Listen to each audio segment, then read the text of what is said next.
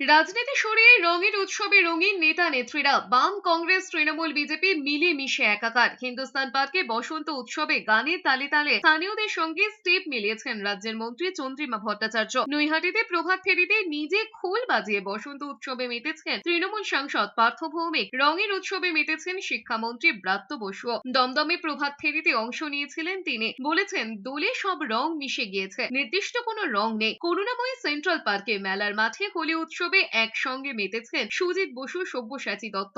গানের তালে তালে তাঁরাও স্টেপ মিলিয়েছেন। আমহা স্ট্রিটে উৎসবে সামিল হয়েছেন কুণাল ঘোষ। রঙের উৎসবে সামিল হতে পিছিয়ে নেই বিজেপিও। বালুরঘাটের দীপালীনগর ময়দানে কচি কাঁচাদের সঙ্গে রঙের উৎসবে মেতেছেন সুকান্ত মজুমদার। সন্তোষ মিত্র স্কোয়ার বসন্ত উৎসবে সামিল হয়েছেন সজল ঘোষ, তাপস রায়ও। দোলের উৎসবে সামিল হয়েছিলেন সিপিএম নেতা সুজন চক্রবর্তী, অধীর চৌধুরীও।